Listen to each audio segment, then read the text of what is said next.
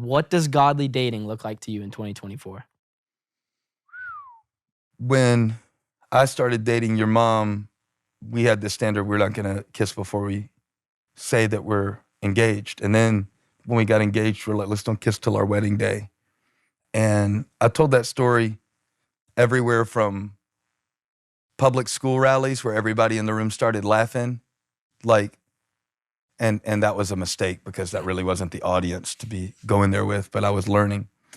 And I told that story to you as an example, not that that should be a standard, but I think that the standard that you set is indicative of the value that you ascribe. So I'm gonna give you an example for that. There are certain things in my life that are really locked up, physically, spiritually, emotionally. And there are certain things in my life that are out in the open, okay? What concerns me the most about if I were dating in 2024, and I know it's a broad question on purpose, because you just want me to take this wherever you feel I feel led to take it. Exactly. I feel that without setting your standard by the Spirit of God, you are going to be completely and totally lost, not only when it comes to social media, not only when it comes to different sexual things that are now way more prominent, because it has changed a lot, but inside of yourself. And one of the greatest things about standards like godly dating, or back in the day, man, there was a whole movement in Christianity right before we were dating called I Kiss Dating Goodbye. And it was dating in itself is a sin.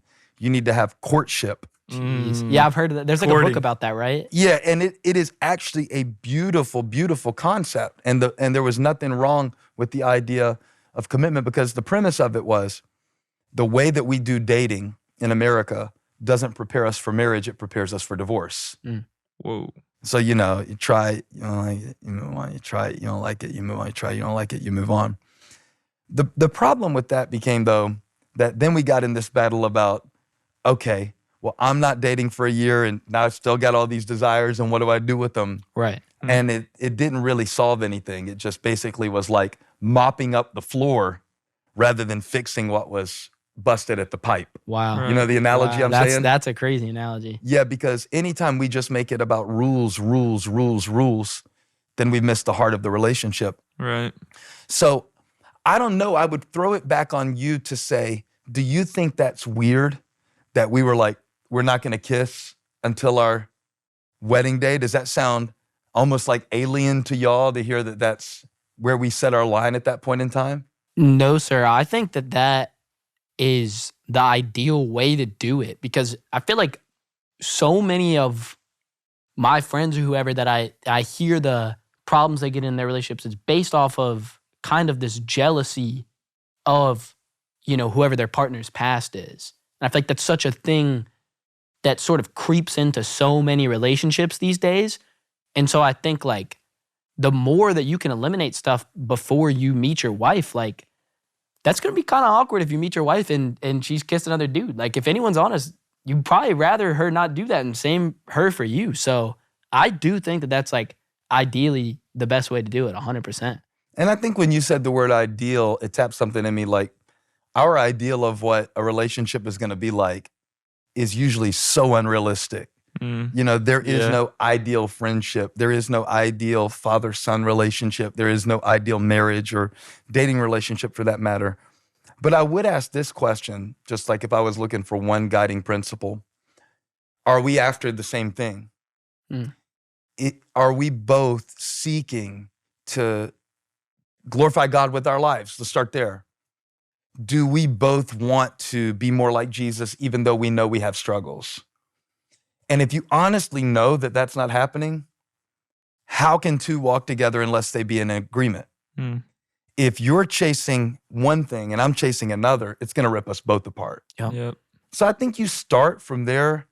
And man, I don't know how we would have done if we were dating in 2024. I think it's tougher, but I think that Jesus is still enough. And I think that a form of purity still matters. And I'm not saying don't kiss, but I'm saying And I used to teach dating seminars. I can go as deep as you want. I did dating seminars for 3 years. Jeez.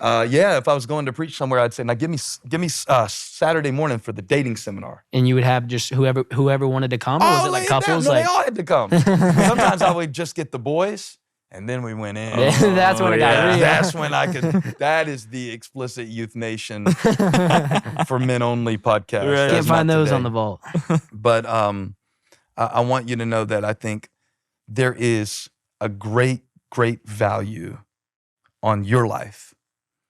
And so anybody you allow to be connected with you, or especially the connections that you make that are physical, I want you to guard the treasure God has put in you. And I'm not saying that as somebody who thinks it's easy. Oh, that's easy for you. You're married. I wasn't always married. You know, we had to navigate many of the same things.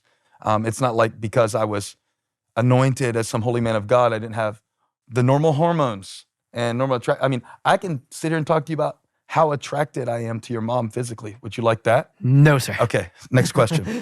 Hey, thanks for stopping by my YouTube channel. I hope you were blessed today. If you were, share this with somebody. Like and subscribe and leave me a comment. Let me know where you're watching from, what we can pray for you about. Hope to see you back here again really soon.